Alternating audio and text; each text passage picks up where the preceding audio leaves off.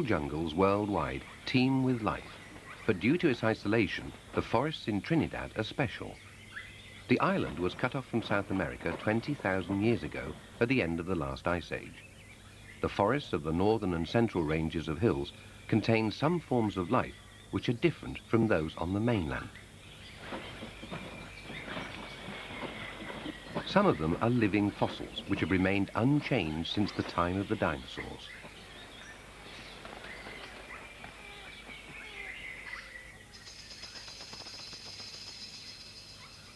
Peripatus, or the velvet worm, is an ancient form of life and a missing link between earthworms and insects. It is thought to represent the stage when worms developed legs, but before they evolved wings.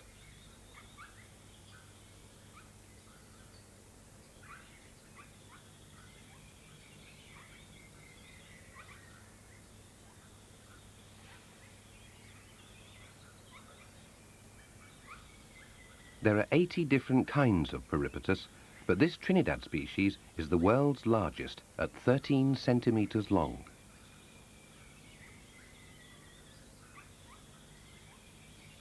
Mount Tamana in the Central Range is famous for other reasons. About halfway up is Tamana Cave, which John Cook had heard about before he set out for Trinidad. It's renowned for its bats.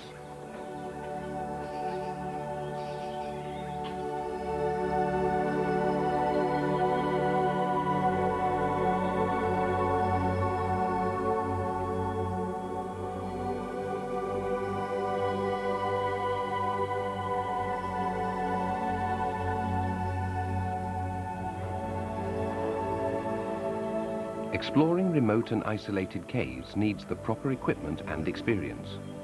Stories that John Cook had heard from the Trinidadians gave him an idea of what to expect when he got underground.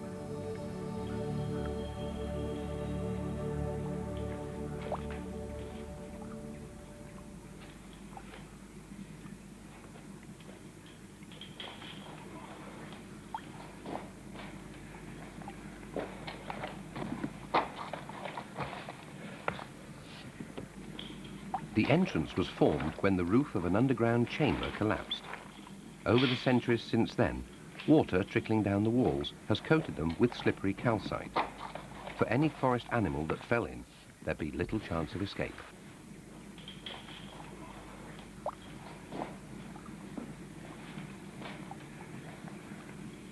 Many animals died, but there are others which survived down here in the darkness.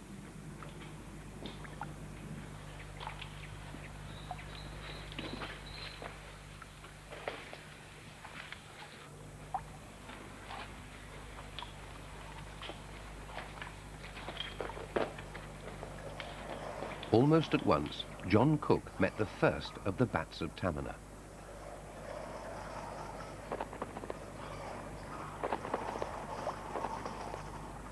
Flocks of them use the cave as a daytime roost.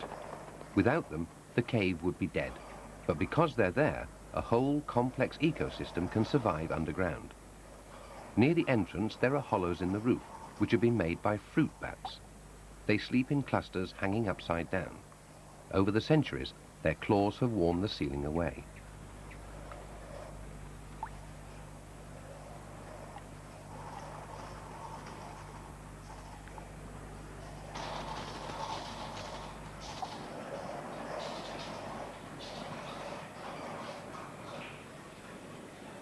They belong to a group known as leaf-nosed bats. Every night, they pour out of the cave to feed in the forest. Their oddly shaped noses help to project the sounds they use for echolocation, for finding their way in the dark.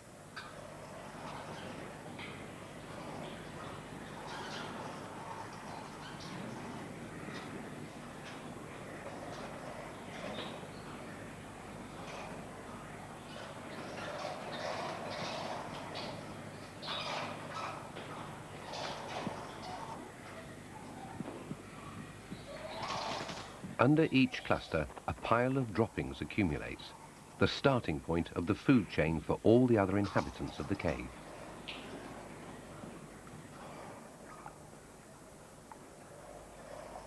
The bats bring energy into the cave from outside by feeding in the forest, but depositing their guano in the cave.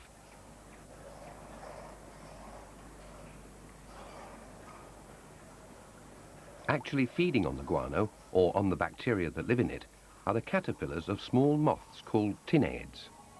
They make themselves cases to live in, rather like caddis flies as they root about on the cave floor.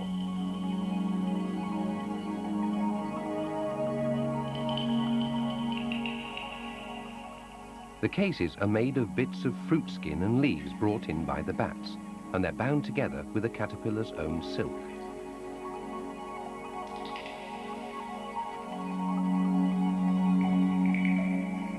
Identical moths live in the forest outside, but these caterpillars and the moths they turn into will never see daylight. Their ancestors must have fallen in by accident and found enough food to support them in the fruit bat's droppings.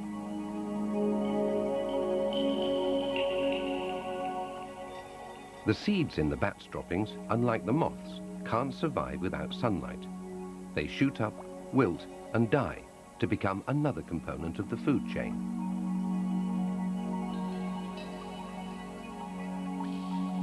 The caterpillars develop into white moths, already adapted to a life in the dark. Their ancestors were nocturnal when they lived in the forest.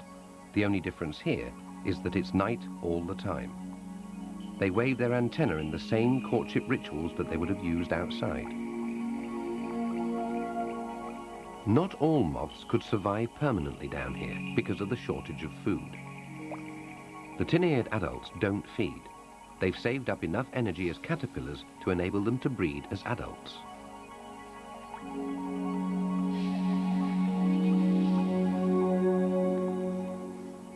The moths are the main food supply of a tiny frog, which is one of the other accidental inhabitants of the cave.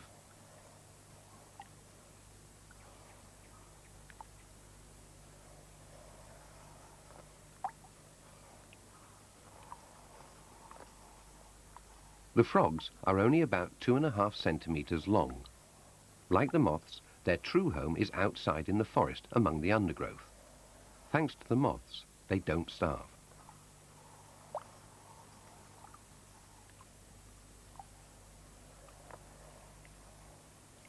The male frog stands guard over the eggs, waiting for them to hatch, just as if they were under a stone instead of a hollow deep underground.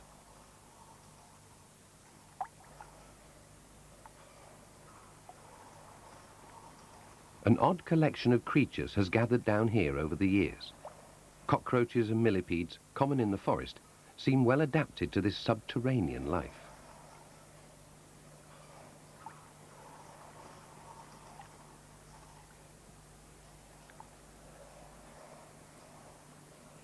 The millipede's normal diet is rotting fruit and vegetation, which is quite lacking down here.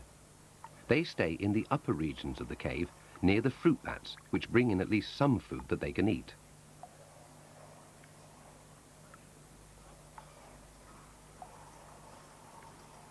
Lower down, the character of the cave changes. Away from the fresh air and near to the stream that formed the original cavern, it's hotter and wetter.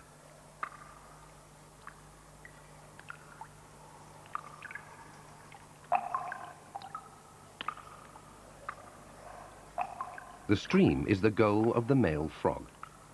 When the eggs hatch, the tadpoles climb up onto their father's back to be carried to water. In the forest, this would mean a short journey to a pool. Here, it means down to the streamway in the deeper parts of the cave.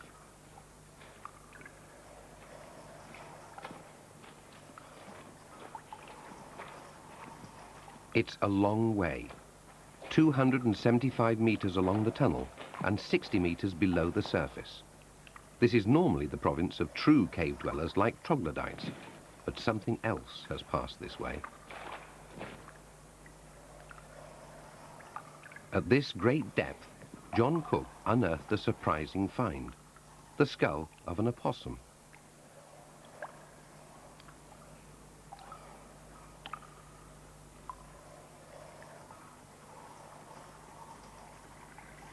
Few land mammals can survive for long in deep caves, but opossums, or manicous as they're called in Trinidad, visit the cave quite regularly. They venture down to where they can catch the smaller bats on the walls. They're nocturnal, But even with their huge eyes, they can't see a thing in the total blackness of the cave. They hunt by scent, sniffing their way through the hot, humid darkness to where the bats roost. Another traveller which comes this far is the frog with his load of tadpoles. When he reaches the streamway, the tadpoles get off into the water. When they've grown into frogs, they'll work their way upwards again to where the moths are, under the fruit bat roosts.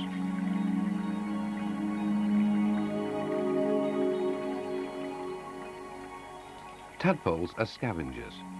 Seen from below, their little horny jaws work away at whatever food drifts by. In the cave, that's mostly dead insects, including cockroaches.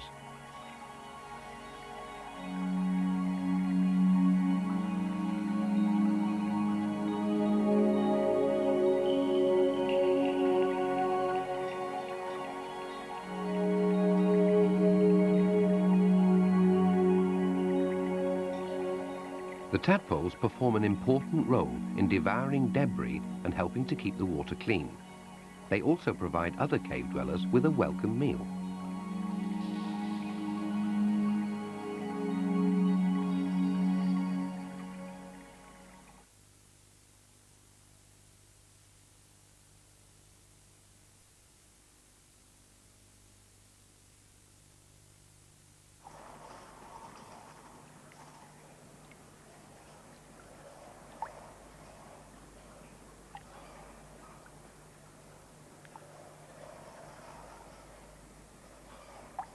The high woods coral snake lives in Tamana Cave, but it's never been found anywhere else on Trinidad.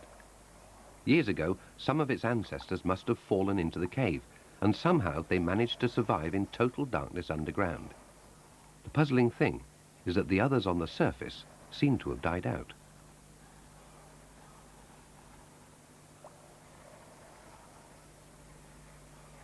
This non-venomous snake feeds on frogs, when it can catch them unawares. In the darkness, the adult frogs can hear the snake coming.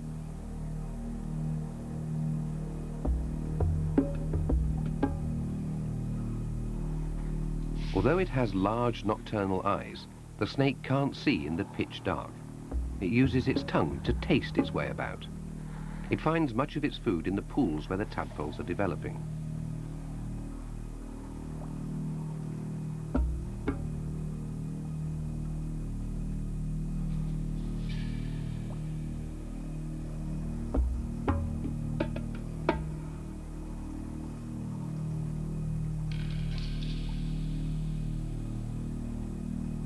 Once it finds water, the snake gropes about with its head until it touches and grabs a tadpole.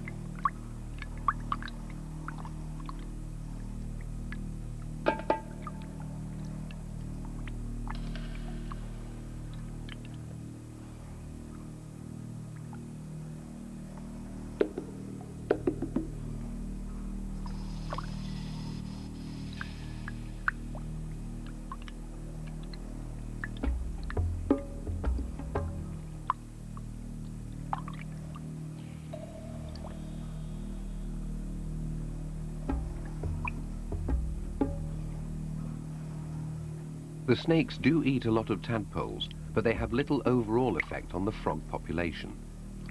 Frogs thrive where it's warm and moist, and they're common in Tamana Cave.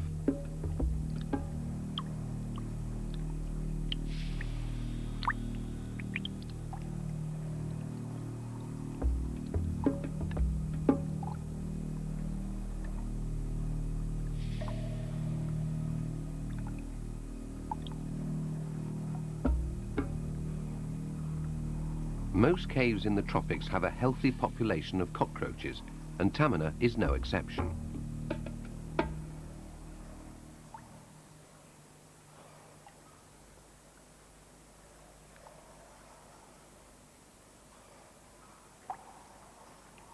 This species, called eublaberus, is 5 centimeters long. Bat droppings and dead bats are its main food. This pair is courting. The male fusses round the female until she lifts her wing cases in a signal of consent.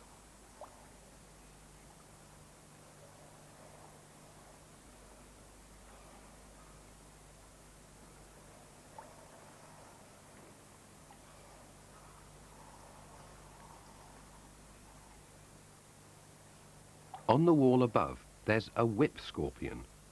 Its front legs, which act as feelers, can span up to 45 centimeters. Any insect coming within range is snatched by huge spring-trapped mouth parts. Cockroaches are a regular part of its diet.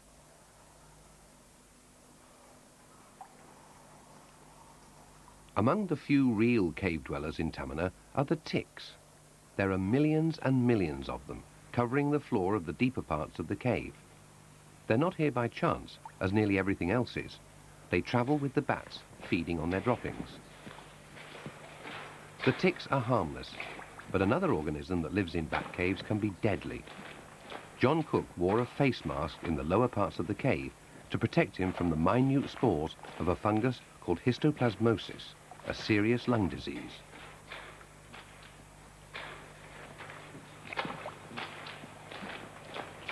"30 meters below ground and 120 meters from the cave entrance, the air's foul, laden with carbon dioxide and over 35 degrees Celsius. But this is where most of the bats live.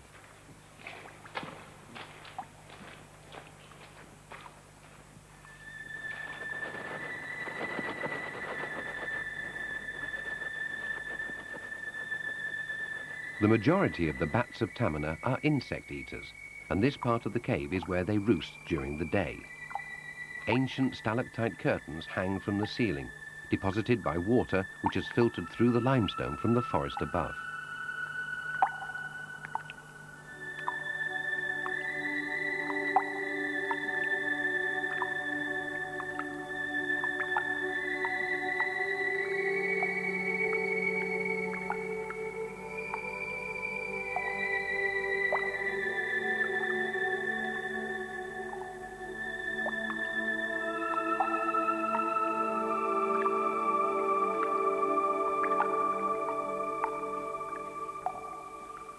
On the cave walls at this depth, there's evidence that this is where the insectivorous bats sleep.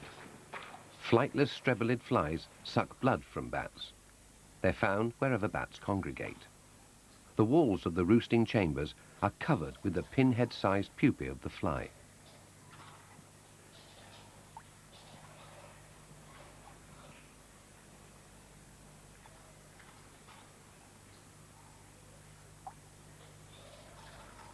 The adults that have emerged from these pupae crawl up to the roosting bats to feed and then drop their eggs into the guano where the grubs live.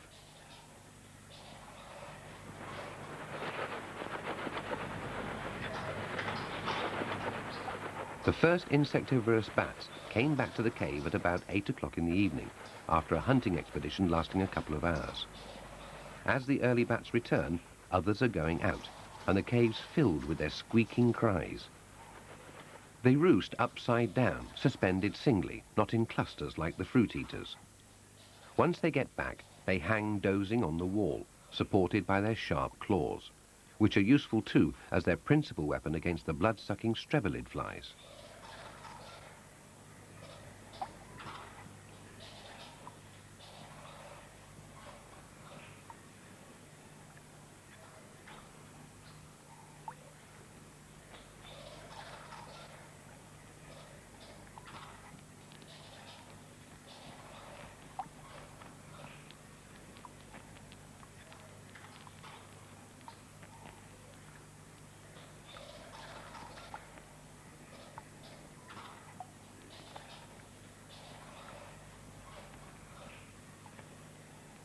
Insectivorous bats hunt at night and rely on their large ears to pinpoint and then home in on the sounds of their prey.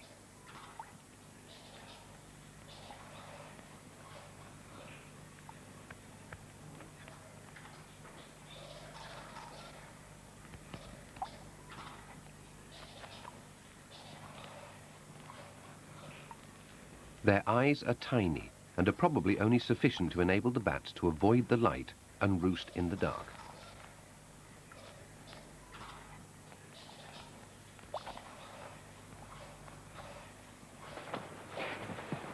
As John Cook descended further into the cave, disturbed bats swarmed round him, but few actually touch him. Their echolocation system is so sensitive and accurate that the bats can avoid each other as well as all obstacles in their way.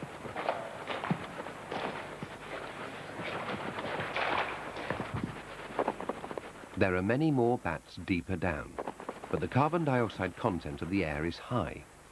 Although the bats can tolerate such low levels of oxygen, it is dangerous for humans.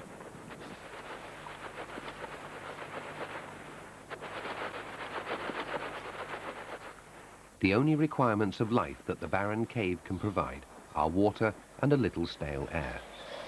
Without the bats, the organic essentials are almost entirely lacking. Of the animals that must have fallen into the cave over the centuries, most of them have died. Those that did survive and even managed to breed in these limited conditions could only do so because of the nightly supply of energy brought in by the Bats of Tamana.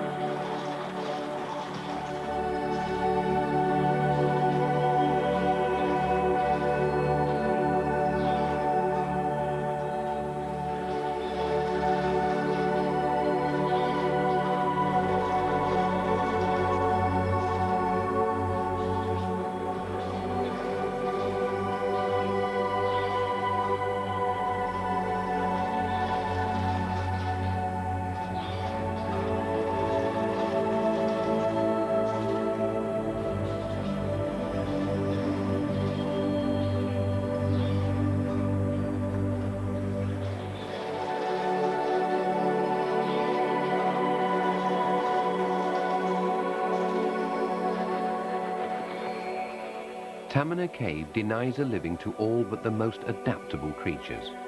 Its demands are just too harsh, its provisions too limited. But what does live there is enough to confirm our faith in nature's amazing, almost infinite capacity for survival.